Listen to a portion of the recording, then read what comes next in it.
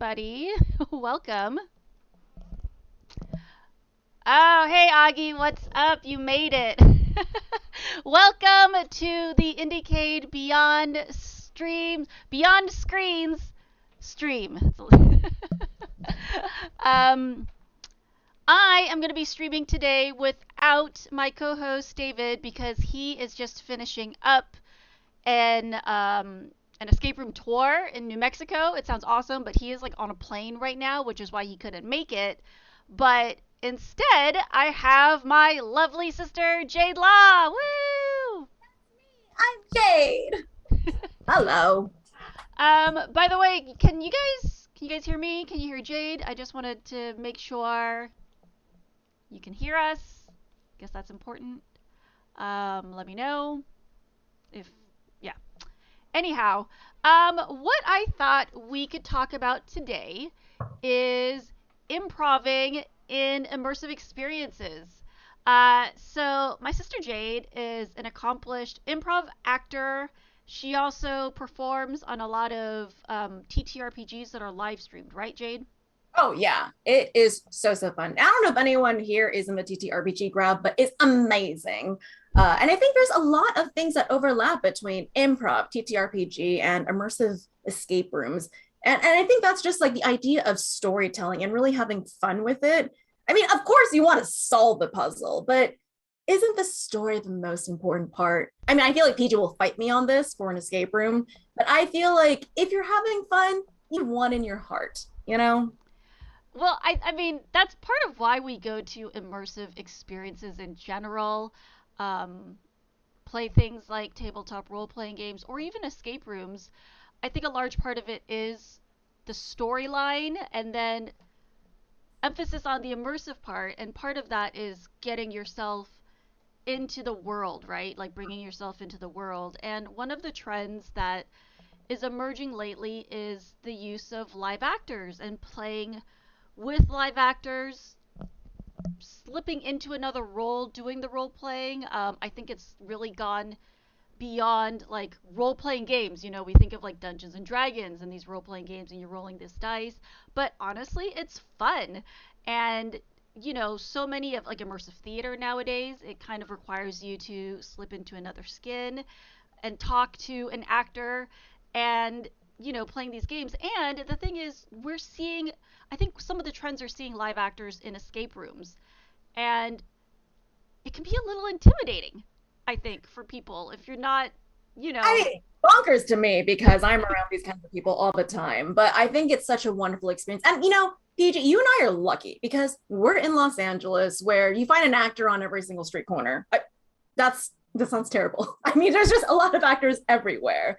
And I think we have the benefit of having people who really care about the craft, the acting of it, the improvisation, and like really having fun because as much as you think you know what the story is going to be, I think people will shock you. I mean, PJ, every time we go to an escape room, isn't there some like weird detail of like, make sure you don't tug that yellow flower off the wall because someone did it and then like something exploded.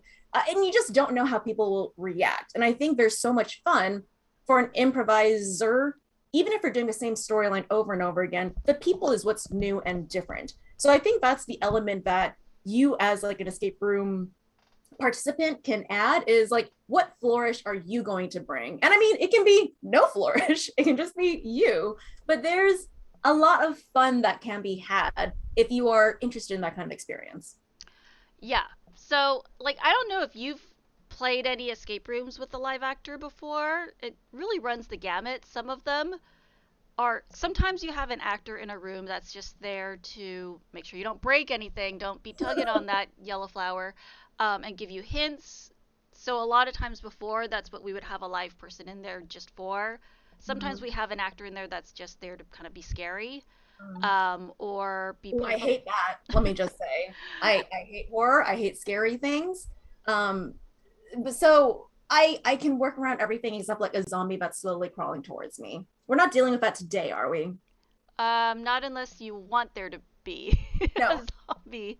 Um, but lately, some of the trends I'm seeing in escape rooms are in games like Last Supper at Quest Tavern or Miss Jezebel, where there were live actors, that it was these games were like half immersive theater. And you played one recently, Warlocked, at Quest Room, where there was a live actor. That one was less involved, but some of these it's very heavily involved, where the actor talks to you and they'll ask you your name and where you're from.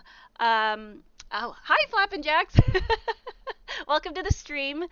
And so, honestly, even for me, and I have actually been in show business, although not in like an acting capacity, but even for me, who I feel like I'm pretty outgoing and outspoken, I feel like it's a little intimidating Yeah. to be in an escape room with a live actor because I don't know, for like your average person, an escape room is already a little bit intimidating, right? You're stepping into this world, they're throwing a bunch of storyline at you, and then on top of that, you're trying to solve puzzles, and it's already like it's a lot to take in.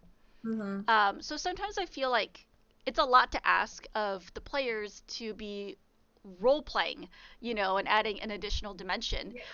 Yeah. So I was wondering if you had any tips for somebody who's a complete Hmm. newbie, Yeah. like walking in off the street. Oh my gosh, there's an actor in here.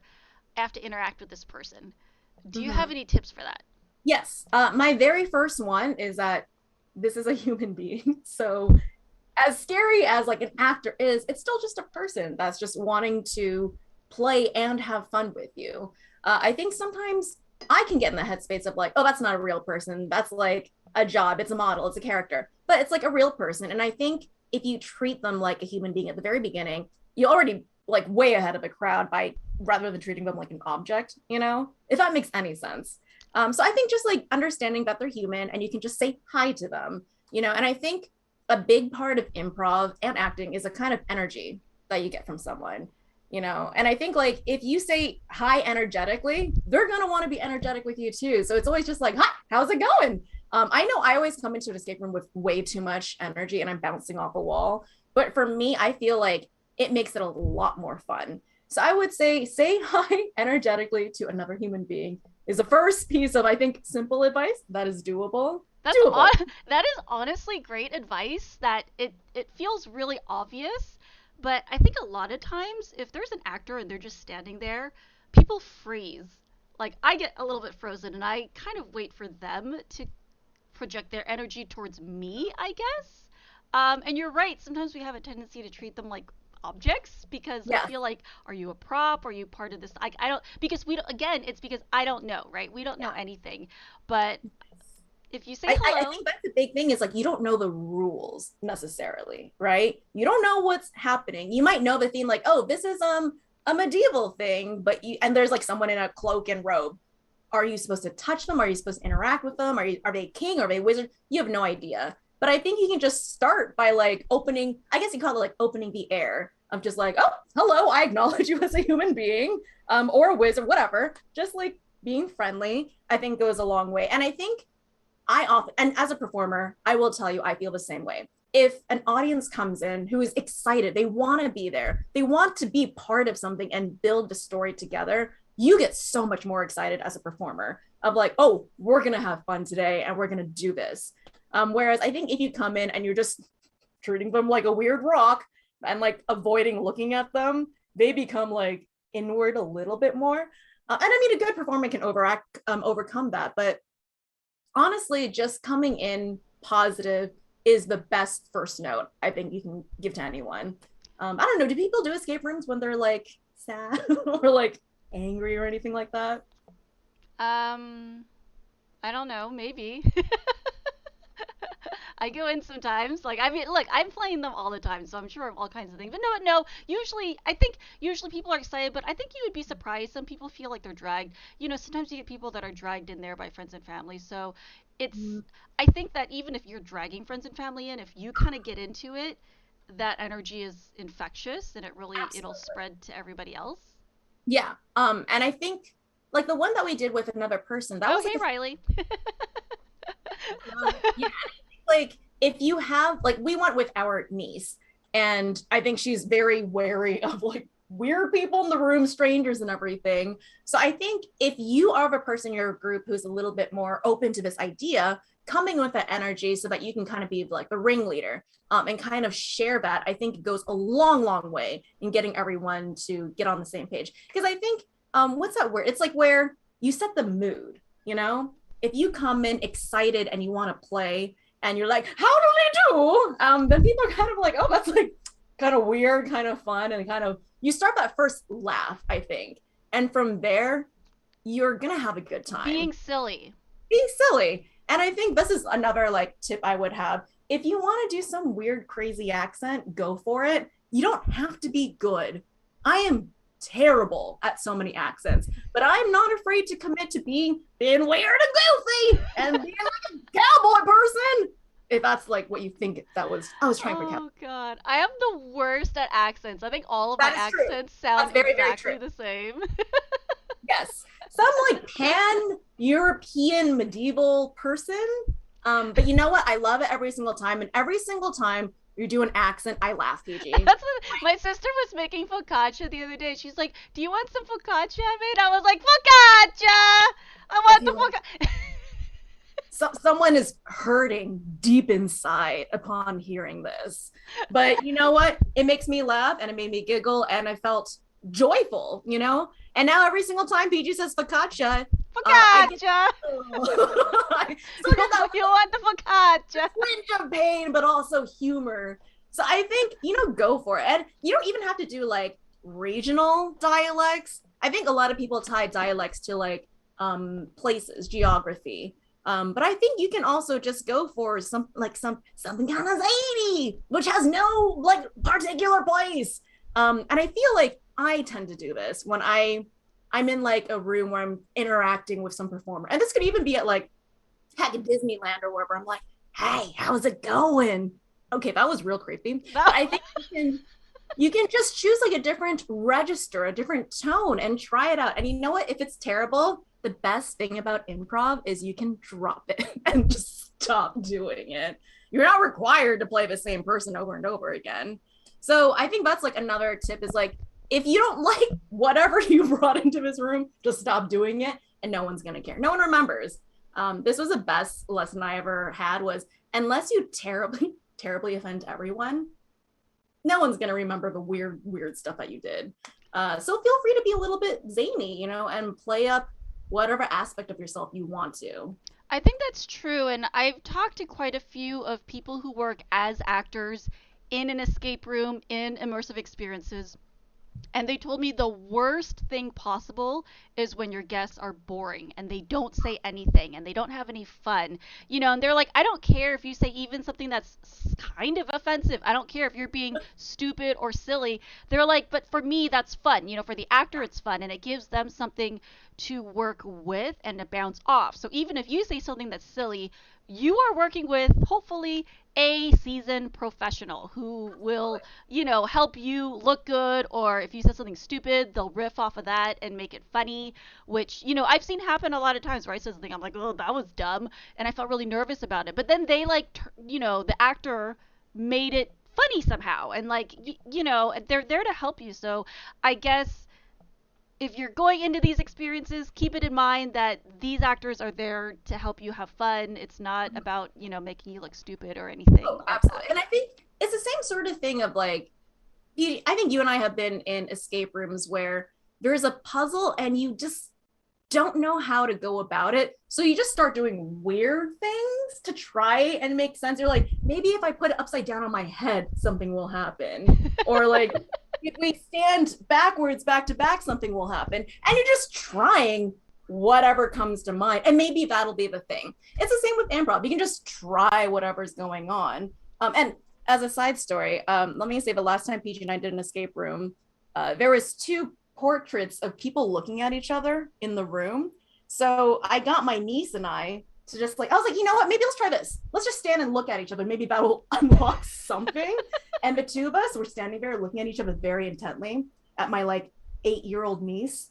And then all of a sudden I heard, and I was like, oh, something unlocked in here, a pneumatic clasp. And she's like, oh, I farted. And like, I busted out laughing and I fell on the couch. It was so funny. I'm just saying, like, you try different things. You don't know what's gonna work, but Something maybe something worked. something happened. I mean, it was a fart, but something happened. Oh my god, I can't. You know what? Our niece is 8 years old, so don't worry. There's nothing to be. I feel like secondhand embarrassment. I guess the whole point of her telling this story is don't be embarrassed. Like, don't. I think as an actor, you kind of have to get over that really fast, right? Like that fear of being Yeah, embarrassed or putting yourself out there. yeah. I mean, I think some of the most fun that I've had was when I felt like I'm doing something dumb, but everyone finds it very funny. And I think there's a lot of joy to be had in that, not taking yourself too seriously. I think a lot of the times when I'm doing puzzles, I feel like I'm a very serious person who's like researching methodical ways. And I feel like I have to like slap myself out of it. Like you can just try and do something weird, something different, and get outside of yourself, you know?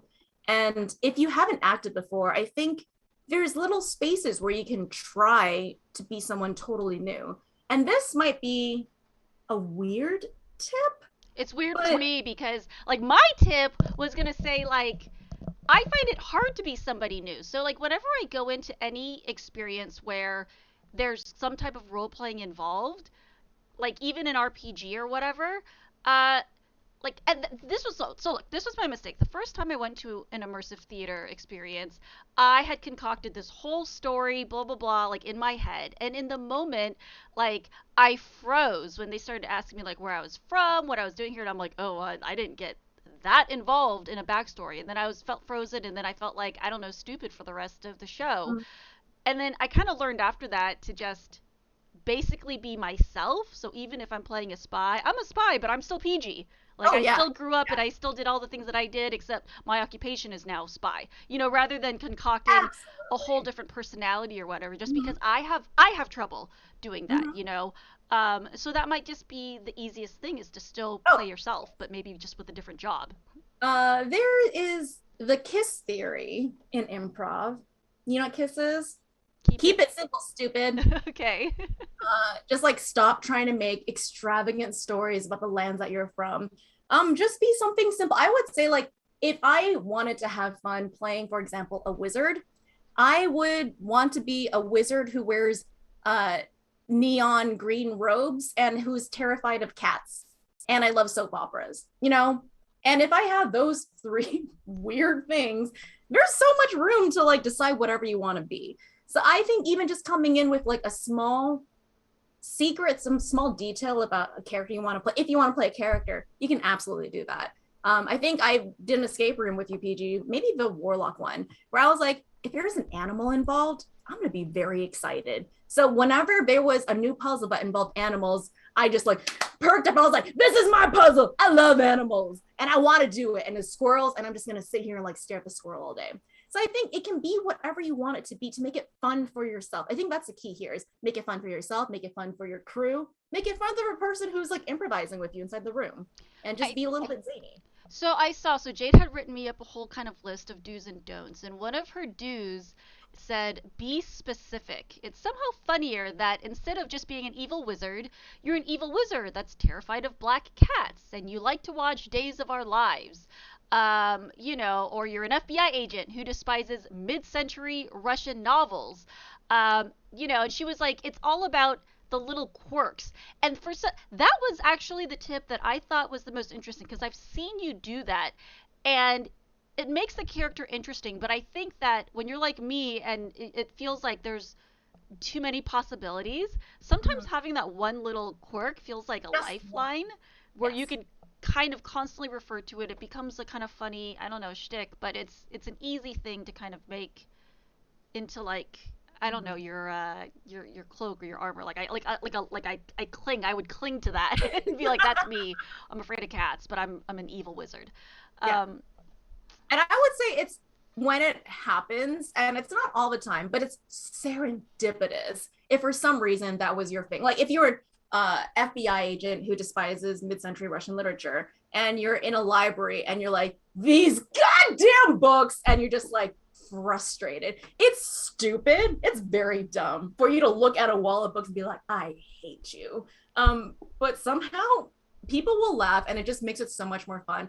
And I think for me, it's doing the room, but also, the remembering of it after. PG, when we talk, oh, remember when we did that room? And you can be like, remember when you hated those books? And be like, I will never forget that. It was just so specific, weird, and funny. And then you can remember the entire experience because you have that one load point that you can go back to, is remembering that one thing that happened in that room, and then you can figure out what happened the rest of the time. But those details are bizarre and super, super fun if you can add them in. So another tip that I have that I think really helps me get into the headspace of a character are props, right? Either costumes or props. Oh, So yes, absolutely. either so I always, before I go to any event that I know is going to be an immersive event, um, like a murder mystery party or whatever, get dressed up. Do your hair, do the makeup, you look at yourself in the mirror, and I think even if it's doing a little bit of makeup, it's always the accessories, right? Like even if it's a pair of goggles, somehow putting on like a different hat really kind of makes me be able to step into that Yeah. character a little bit more. It helps everyone else Mm-hmm. see you as that character, So if I'm in an escape room, even if I can wear something, I'm wearing it. If there's a hat, if there's a jacket, like I'm putting it Yeah, on and I'm running around the room in a top absolutely. hat. And Uh, you and I are the kind of people who will dress up entirely in a whole ass costume outfit to enjoy. And I will say I love it so much. But I also know people too who are like, oh, we're doing a medieval thing. I'm going to wear red lipstick. And to me, red lipstick means that I am a princess. And you know what? That's all you need, is that starting point did they of have something, lipstick in medieval times? just to have beautiful little red apple lips when you're a darling princess. I don't know, whatever it needs to be. But I think if you can, again, it's like that detail that puts you in mind of where you are. You could wear a ring, that's made of wood, and you're like, oh, my wooden ring makes me think that it was made by dwarves, and you're kind of suddenly in that headspace. But I think it's just finding that link to whatever it is, the world that you're in, and that's your star, your north star that you're gonna keep going back to remember that you're in this space. And I think it becomes, again, something that places you. You're not in the modern world anymore. You didn't come into this place off of Fifth Street. You're in this world and you're part of it because you belong in this world. So I think if anything you can do will help. And if you haven't done anything, oftentimes in escape rooms, there's weird props like clothing or hats. So I've seen other people put on some top hat once they get into a room and just wear that around until someone's like, excuse me, that's a clue, give that back to me. So I think you can just immerse yourself in whatever it's going to be. Yeah, or like picking up the props and carrying them around, playing with them. I think sometimes there's some memorable moments when we played that one room with my niece. And again, my niece is 8 years old. And we just started taking her to escape rooms. So she's not always, up on all the puzzles, but she thinks it's a lot of fun and she likes playing around with the stuff in there. And when I asked her what was her favorite part of the room, it was the time when I'd picked up a creepy doll. I don't think this doll was meant to be creepy. I think it was meant to be cute, but I picked it up and I started dancing around with it. I was dancing with it. I was twirling it in a circle around the room, and its underpants flew off because the elastic was broken. And she thought it was just about the funniest thing you had ever seen in your life. It was Uh, hilarious. It was genuinely hilarious. And I think too, PG, you weren't embarrassed by it. You weren't like, oh my God, I'm so terrified. well, they You were weren't like, my underpants. It was oh, you just have this expression that was like, oh no, her panties fell off. And then all of us started yelling, the doll's panties, PG, put them back on. And you're like, okay, guys, hold on, let me get it. I'm so sorry. And it was just such a funny, fun moment to have. And again, don't be embarrassed. PG swung around a doll until its under panties came off, it was but awesome. but hilarious, so so fun. So I think you can just go with it and become that weirdo who likes to take dolls' panties off, which is how we think of Peih-Gee now. I was going to say too, along that theme, this might be a step too far. I don't know, maybe not. But giving yourself a name, especially if you have a player in the room, if you decide that you're doing an FBI agent thing, and there is someone in there who's a spy of some sort, you can say, "Hi, I'm FBI agent Mayhem Carruthers," and that's just the name that you're going with, and you can embody what does Mayhem Carruthers like to do. And I think a name will give you a lot of space, and like the more outrageous a name is, I think the more fun. Peih-Gee, right now, what is a good dwarf name for you? Dwarf name. I just have one name that I always go by at these events, and it's Anya Knees. For a dwarf, well, I guess for a dwarf, that might be actually that works. But I think even if you have that's your escape room pen name, that's a great one to have, and that's like your hook. That's the thing that you do that Peih-Gee does exclusively, and it's always going to be fun every single time that you bring it up. And I think I'm the kind of person who wants something new, something bizarre. So even that's secret within your heart that you have, my name is Mayhem Carruthers and I'm an FBI agent who hates Russian literature. I'm gonna feel that and remember that every time I think of that escape room. Method. Augie says method gaming. Oh my god. Okay, I have to tell you guys about this one time I had gone into this escape room that was kind of like post-apocalyptic, and we were basically like it was kind of like military, like you're trying to get supplies together because the whole world, I don't know, it's like a zombie apocalypse outside, right? Or like people are No freaking out. zombies in this. I see No, it's not coming.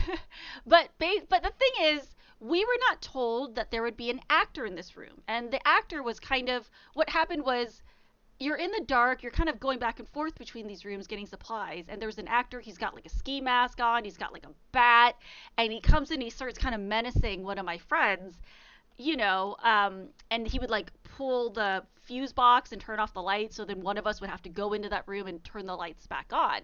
But the thing is, my friend Brian was in the military. And, he actually even used to do role playing for military. But when that happened, I think that this guy really got the drop on him. And he got surprised and scared, which never happens to him. But he went into full on military mode. So, like, by this point, we've all got on these camo jackets. They were like all these guns and weapons around. He's like, everybody grab a weapon. So we'd had weapons.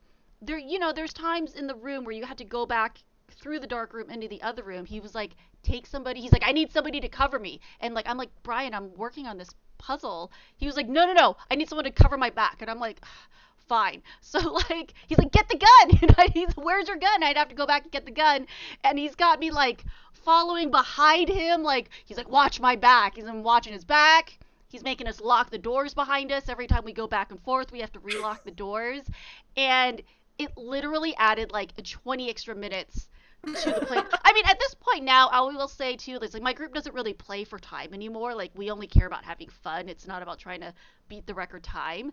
And even though this room was a mediocre room, it was okay, but it was really like it was so much fun because we really got into like this was like method gaming. Like we got way into it. We all took on the characters. I didn't have to become a character, but he was just like cover my back and I'm like okay, and I've got this gun and but it was really really fun. And so I guess that's why like I kind of wanted to have you on to talk about this because I want to encourage more people to kind of get into this. And it was really ridiculous and silly, but that's the whole point of these rooms. And the best part about escape rooms is that they're private.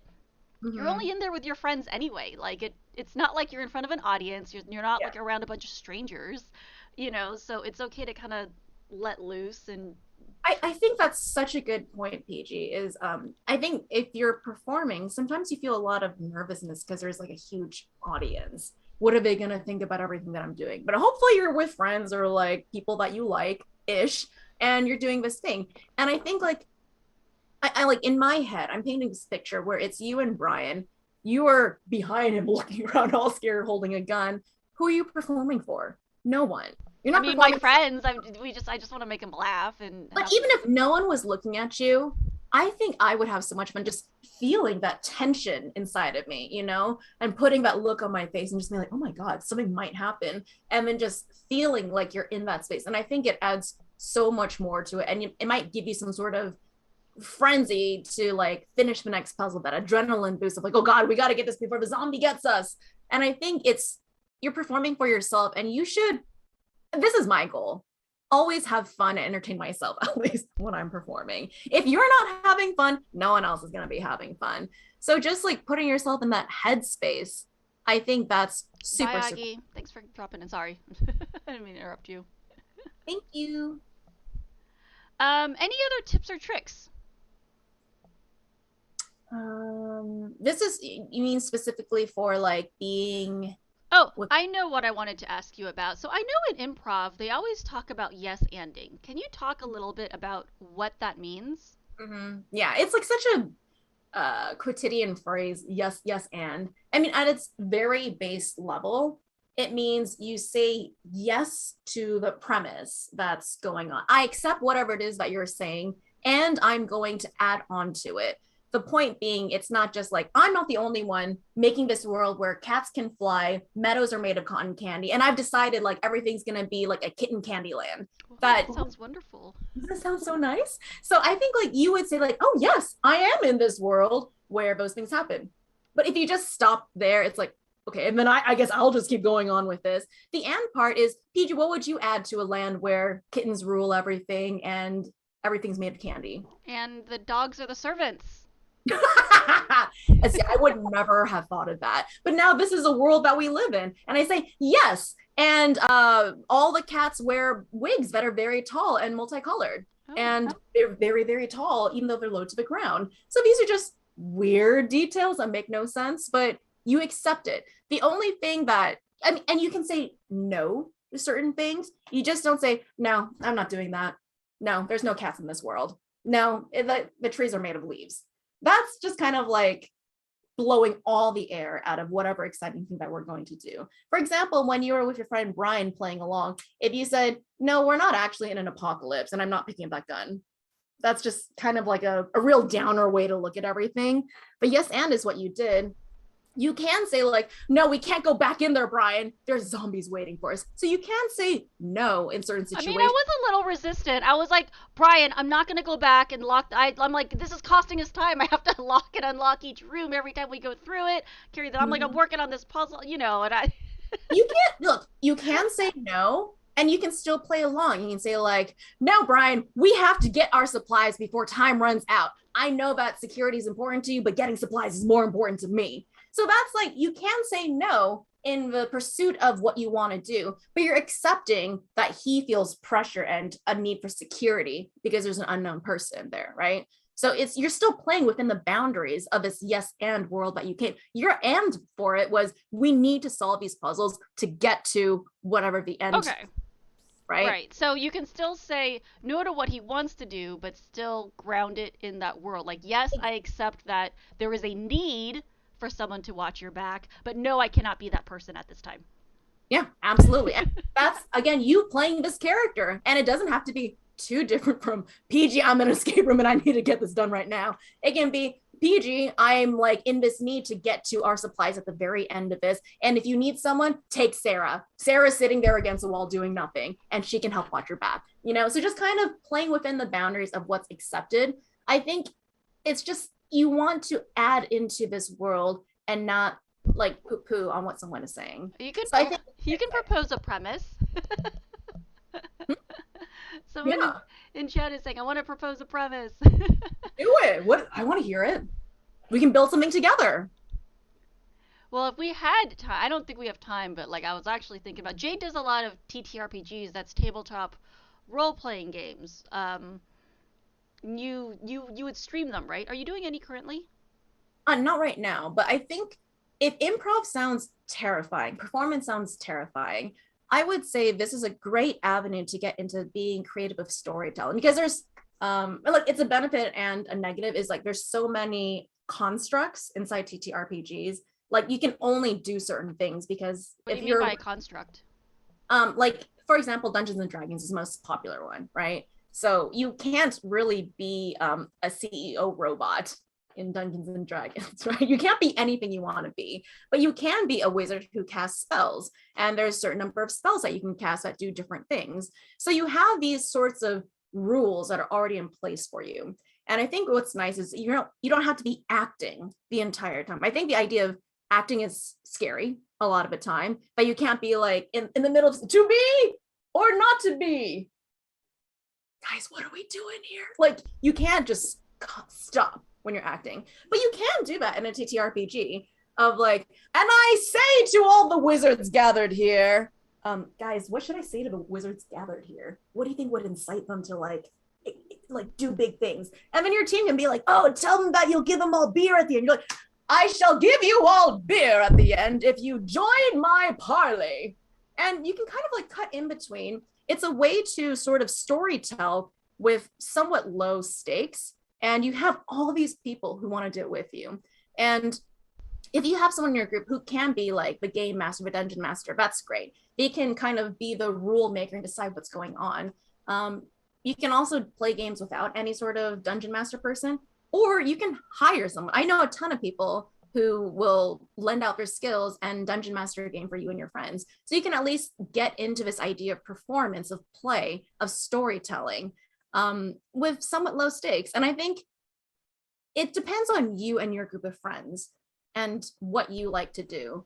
I was in a Klingon TTRPG where the friends that I had loved doing crazy physical things. So we described like, I jump onto your back and I do a somersault with you inside my legs and you land upside down. And you just describe these crazy situations. But I've also been in other places with like other friends where it's like, we talk to the deer, we pet the deer, and we say we love you, and then like you and the deer become best friends, and then the two of you are bonding together. So I think it's just, whatever feeling you want, super violent like attacking style, or just like being friends with animals. It's whatever you're feeling, and you just have to find the sort of vibe with everyone else to get to that space. Peih-Gee, what would you say would be a style that you'd want to try, something totally different from what you've done before, I don't know of like how you like a group of friends, like maybe if you were to do a TTRPG, what kind of vibe would you want to try for? I want to go into like a Studio Ghibli film. I want to be in Howl's Moving Castle. That sounds wonderful. I mean, can you imagine the like scene painting that you'd have of like opening up with a castle on the foreground in the misty fog and like the kind of wonderful magical adventures you go on? I think that would be so, so fun. We should do that. I already felt that actually like you're like one that you haven't played. I actually already played a TTRPG like this. But it's because we had played oh my god, I'm blanking on the name of this. I had Arium, where you basically create your own world and you make your own rules. And so like ours was like floating castles in the sky with a magic system that was based on fiber arts, so like schools of knitting, schools of crochet, and that's how you did magic, but you made up all of these things yourself. Mhm. But that was a world that I really enjoyed. Where there are cats with big wigs in that world. That sounds like that kind of a place. Yeah, but my problem with doing TTRPGs is like, doing a voice, doing a whole accent, because I don't I don't consider myself an actor, but I do like having someone put me into that headspace. I want to like live out like a movie or a fantasy like world, Mhm. I like having people like you in it because it helps put me in it, but I don't like I think that I am bad at the acting part, but I want to be an active participant. That's why I wanted to have you on here, because I wanted like some tips for, even if you don't feel like you're an actor, how can you still participate and play with actors and get the Mhm. most out of an immersive experience, whether it's role play, Yeah. whenever there's some type of role playing involved. That's a really good point too, Peih-Gee, and I'm so glad that you brought that up. I think there is the idea of what is the role that you bring. If you're not the type of person to do crazy voices, contort your body in crazy ways, what is your role in your group? Maybe you're the person who brings your sweetheart. You know, Well, that's um, definitely not me. uh, I mean, not you, but like say our niece, that she's just like genuinely so excited and happy. And even our nephew who's 3 has like the biggest heart in the world. And they might come up with an idea that you would never think of. And I think it goes back to like solving puzzles, and like you would never think about giving, like if you have a prop apple, to give it away to someone if they ask, you'd be like, no, I need this to solve a puzzle. But maybe like if someone's like, can I have your apple, my nephew would be like, okay, if you're hungry, take it please. And you need those different elements. If what you bring is heart and sweetness and nothing else, there is a role for that, you know, of giving those ideas and contributing to the space in the room. So I think if you never ever wanted to do a voice, Peih-Gee, or act, you don't have to. You can still play TTRPG and be, you can be Peih-Gee or on your knees and just be like, I don't know, the warrior nun who comes in and does whatever it is. And you just talk to people in your normal voice. But you have a specific way of who you are that brings such specificity and excitement to it. But I think whatever you said would be fun, because also the people who are like with you like you and want to hear more from you. So I think do whatever you feel comfortable with. Is there any boundary that you'd want to push personally and like try out maybe in terms of like performance, storytelling, things like that? Not like a boundary per se. I guess I'd probably feel like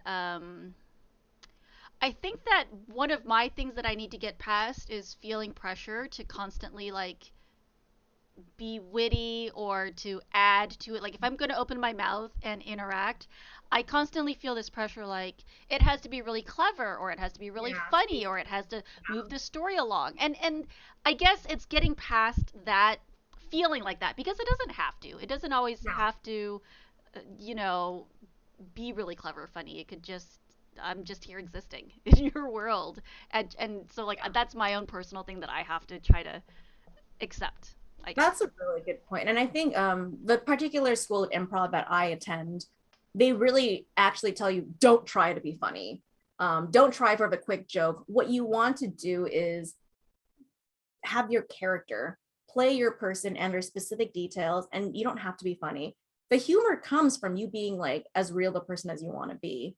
And I think there's a lot of space to just be yourself, a slightly more elevated version of yourself, or the version of yourself that's good with other people. So if we're going back to like that person in the room and you're kind of scared and they say like, well, I don't know why I want to do like cowboy escape room. Are there any cowboy escape rooms out there? There If are. someone, oh, good. There's one in LA I should take you to called Oh, Tombstone. yeah. It's pretty fun. Like usually if I'm coming like, howdy partner, how's it going? You can just be, oh, hello. You know, like I'm Jade. How are you? And be like, Jade, that's a crazy name. Where are you from? You can just say Los Angeles and they will take whatever it is. There is no need for you to perform in some crazy way and match their energy. You can. It's super fun to do that. But you can also just be yourself and then just be open to the idea of play, you know, and like encouraging whatever is going to be happening next. But you know, you're also trying to solve a puzzle, right? So I would say another big thing is just listen to what they're saying. I feel like I've been in places where they try and give you a ton of hints and you're just sometimes you're just dumb and you have no idea what the next thing to do is. And they're like, I don't know how to couch this in any other way. You've done so much so far. And this is all like, you know, look inside the couch, inside sofa. And you're just like, what are they saying? But just kind of like listening. They're trying to help you get to the end in whatever fun way it might be. If you want to speak back to them in character, great. If not, just be you. You're great as you.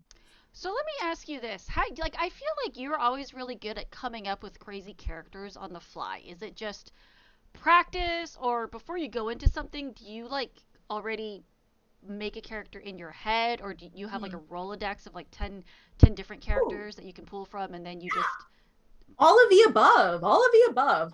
Um, as someone who drives a lot in Los Angeles, I'm often talking to myself out loud in different character voices, in different ways, and coming up with different ideas of people that I could be and immediately throwing it away. I don't save any of this. It's like, you know, you stop at a stoplight, you look over and you see, I don't know, a coffee shop. And you decide like, oh, I'm the kind of person who orders the coffee drink that has like 7 different add-ons to it and like 2 syrups and like a triple shot. And you just kind of think like, if I were to play someone who would order that drink, what would I be like? And maybe they just talk really fast all the time because they just like are always buzzed, or like they're just always moving their hands, you know. So I think if you start playing with that and you're in the safety of your car where no one can hear you, you have all this constant changing in like basis for ideas around you of just what you're seeing. That's one way that I always generate ideas of just like, oh, that was funny, like that voice I just did. And I'll just kind of like keep in mind, oh, if I do like a fast talking voice, that might be funny, or like a high pitched voice, that might be funny. So there's just like little different tools that you use. And then before I go into an escape room, if I know what the theme is going to be, I might kind of like go through my head of like, oh, what might be an interesting way of playing this? Oh, I want to be a moody, depressed wizard who is just like sad all the time. And You it's do gonna be, not make up a character to play before you come into an escape room, do you? Really? yeah, you can. I mean, I have sometimes. I've played before. What was one I did? Um, the oh, the dropout wizard who just likes animals. I mean, I didn't tell anyone like this is the role I was playing, but in my head, that's kind of what I decided for myself. So you again, you don't even need to say any of this out loud. This is performing for myself to have more fun. Of like, guys, I don't know how to read this spell. I tried. And they have no idea what I'm talking about. But in my head, I'm like, I dropped out of school because I couldn't read spells and I was so bad. And the only thing that gave me joy was sitting in a tree feeding nuts to squirrels. Very stupid and specific. But if I have that to play with, it becomes the way that I orient the world towards me, you know? And you might not have known this, but I think you'd be like, oh, there's this interesting, weird energy coming from Jade. And it's sometimes you don't need to be performative for other people. You can be performing just for yourself, you know?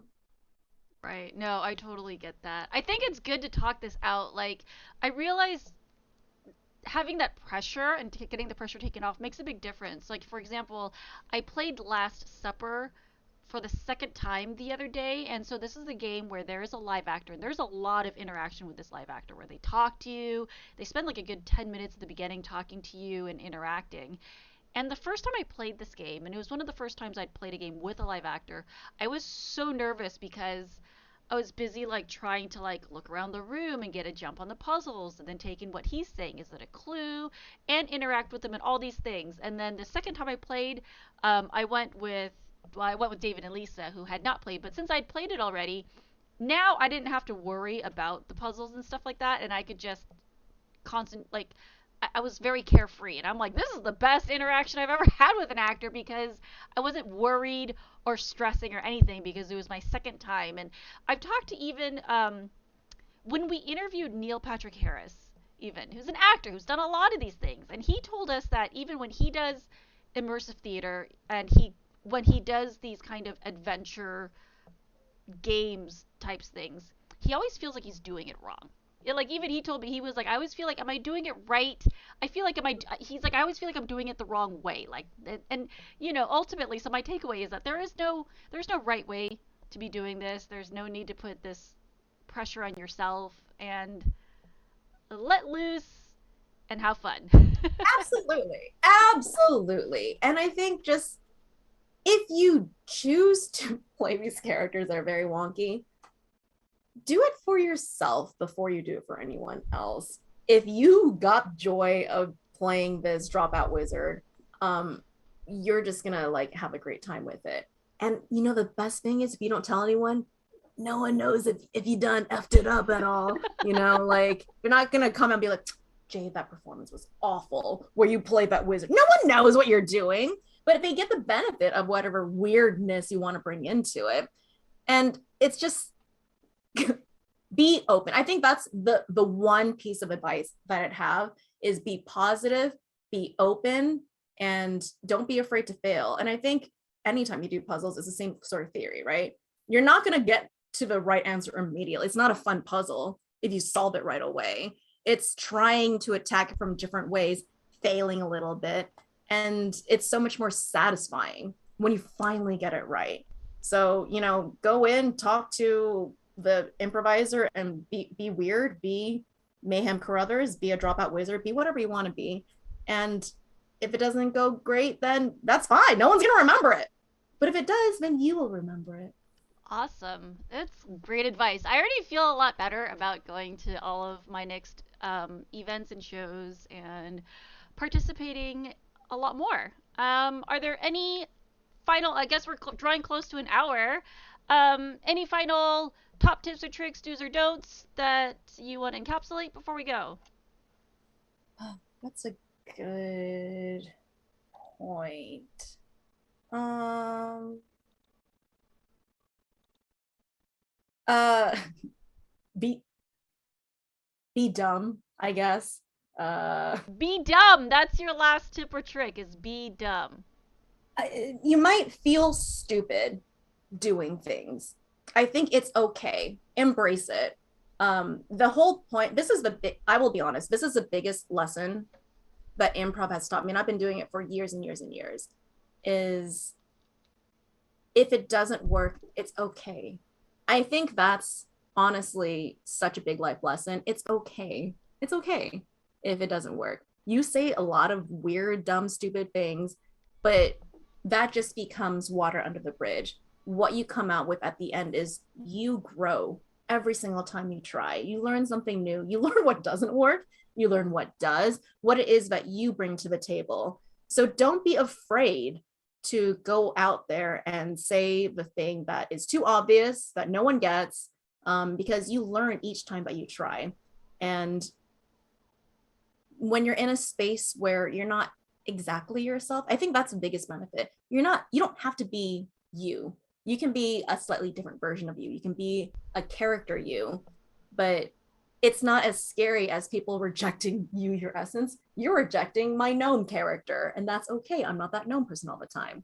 So just be okay with failing, and eventually you will find greatness in whatever performance you want to put on. Awesome. Thank you so much. That is amazing advice, and I can't wait to go to my next immersive event. I will be a little bit braver Yes. and embrace looking a little sillier. Yeah. um, so thank you guys all so much for tuning in. Hopefully next month I will be doing the stream. Actually, I might be doing the stream live from David's house in New York because I am going away to Europe and I'm gonna go play a bunch of escape rooms and then I'm gonna go back and visit David. Um, we also have Recon coming up in August. I think there's like less than 20 I think there's less than 10 tickets available now, but it's going to be an amazing 2 days in Boston where we're going to be playing a ton of games.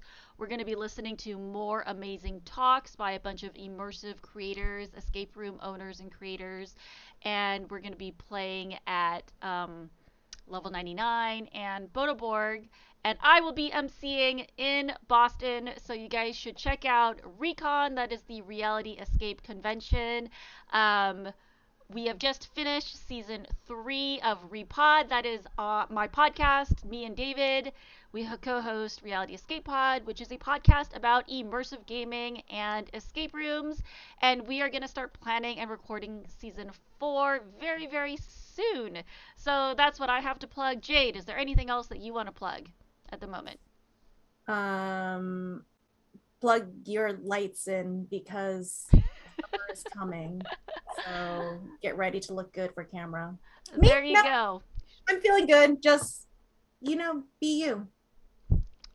Awesome. Thank you guys so much for joining us on IndieCade's Beyond Screens. I am your co host, Peih-Gee Law, and this is my beautiful sister, Jade Law. And thank you guys so much for joining us. Take care.